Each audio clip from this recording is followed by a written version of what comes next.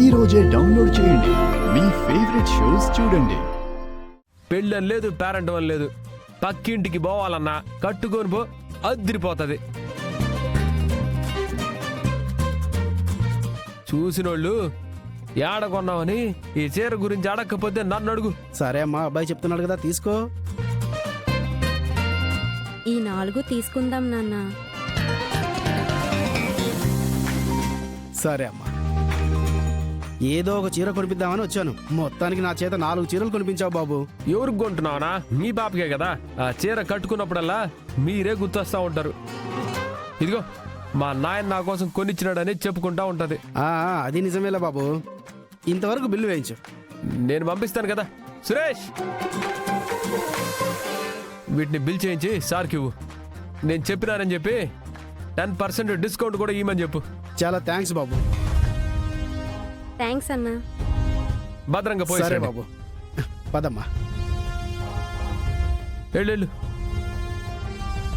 ఓనా సార్, సార్కి 10% కాదు, ఇంకో 5% ఎక్స్ట్రా తగ్గించు. అలాగే సార్. 1కి 4 చీరలు కొనున్నారు.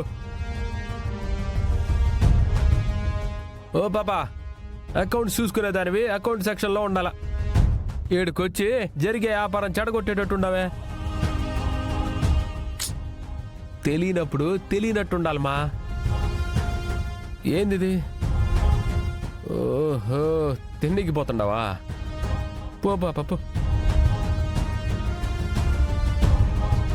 వీడు తాగుతాడు తిరుగుతాడు అనుకున్నాను, కానీ వీడిలో మంచి వ్యాపార లక్షణాలు కూడా ఉన్నాయా?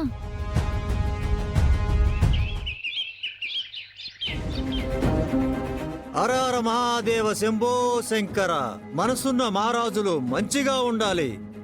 ఇంట్లో పెద్దలు, పిల్లలు, వాళ్ళ మనవళ్ళు, మనవరాళ్ళు, ముందు 7 తరాలు, వెనక 7 తరాలు శివయ్య చల్లగా చూడాలా. ఇల్లు ధనధాన్యాలతో, భోగభాగ్యాలతో సుభిక్షంగా ఉండాలి తల్లి.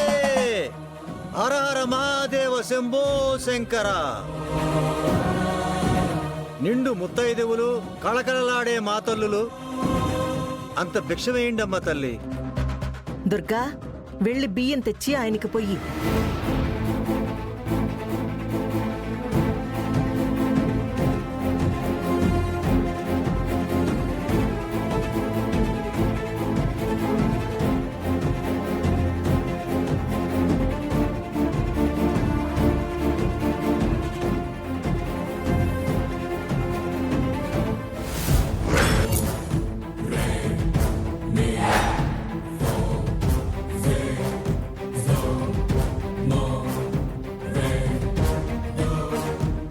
మనసు పవిత్రం లేని కాడ, మాట నిలకడ లేని కాడ చెయ్యి శాపం తల్లి. ఓ సామి, ఏం మాట్లాడుతుండావో?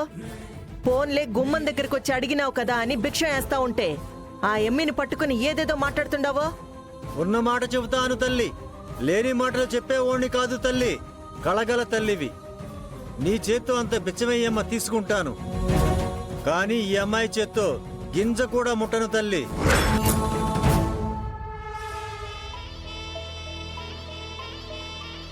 స్వామి, అంత తప్పు నేనేం చేశాను? దయచేసి నా చేతి ఈ భిక్షను తీసుకోండి. ఏంటయ్యా, అడగగానే ఆ అమ్మాయి భిక్షను తీసుకొచ్చి ఇచ్చింది. తీసుకోవడానికి ఏంటి బాధ? తీసుకుని వెళ్ళొచ్చుగా. క్షమించండి దొర, ఆడపిల్లంటే అమ్మోరు లెక్క. ఆ అమ్మ తప్పు చేయకూడదయ్యా. ఈ అమ్మ గర్భవతి.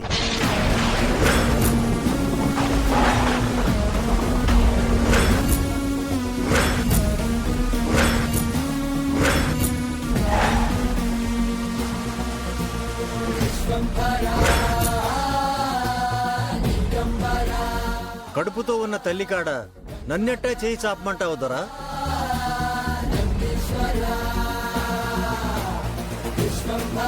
ఏం మాట్లాడుతున్నారు మీరు? నిన్నగాక మొన్న పెళ్ళయింది. మా అక్క గర్భవతి ఏంటి? అవును, ఈ మధ్య శోభనానికి కూడా ముహూర్తం దొరకలేదు. అలాంటప్పుడు గర్భవతి ఎలా అవుతుంది స్వామి? ఏం మాట్లాడుతున్నారు మీరు? ఈయనెవరో దొంగ స్వామిలా ఉన్నారు. లేనిపోనివి చెప్పి ఏం చేద్దాం అనుకుంటున్నారో ఏంటో. ఓ తల్లి, నన్నే అనుమానిస్తున్నారా? నా మాటల్లో సత్యం ఎంతో ఇప్పుడే చూపిస్తాను తల్లే. పెళ్లి కాని అమ్మాయిలు, పెళ్ళైన ఆడపిల్లలు అందరూ వచ్చి నా ముందు నిలబడండి. నేను చెప్పేది నిజమో కాదో మీకే అర్థమవుతుంది తల్లి. అలాంటిదేం అవసరం లేదు. భిక్ష తీసుకొని వెళ్ళిపోండి. ఏంటిదంతా ఆ? ఏమన్నా నువ్వు వచ్చినావు అడిగినావు, మా వదిన మీద మనస్ఫూర్తిగా బియ్యం వేస్తా ఉండదే, తీసుకొని గమ్మున పోకుండా ఏమేమో మాట్లాడుతూ ఉండవే. నువ్వు ఉండు దొరా. మాట అంటే మాట పడేటోడిని కాదు, అబద్ధాలు చెప్పేటోడిని కాదు.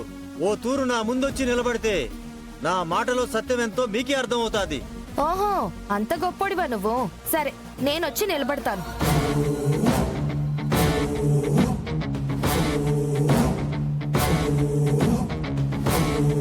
హరహర మహాదేవ శంభో శంకర. నా మాటలో సత్యమెంతో ఈ కోనలకు చూపించు స్వామి.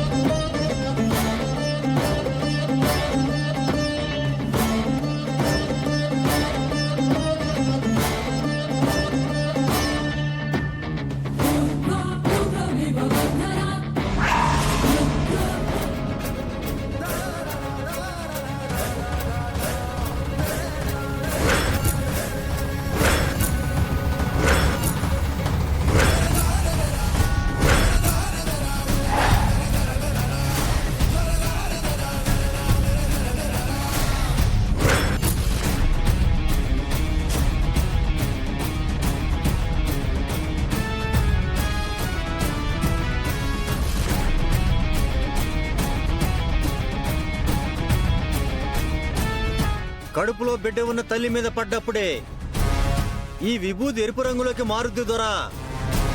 ఇప్పటికైనా నమ్ముతారా నా మాట?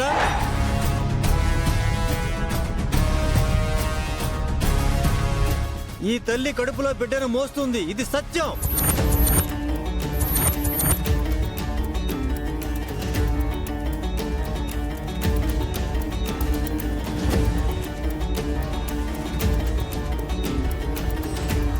హేయ్, ఏమి నాటకాలు ఆడుతూ ఉండవు నువ్వు? ఏమనుకుంటా ఉండవు? ఎవరి గురించి ఏం మాట్లాడుతూ ఉండవు? ఇక్కడి నుంచి భిన్న పోయినావా మర్యాదగా ఉంటుంది, లేకపోతే నీ కాళ్ళు చేతులు ఇరగొడతాను. పోరా బయటికి. నేను ఆగరా. అసలు ఏం మాట్లాడుతున్నారు స్వామి?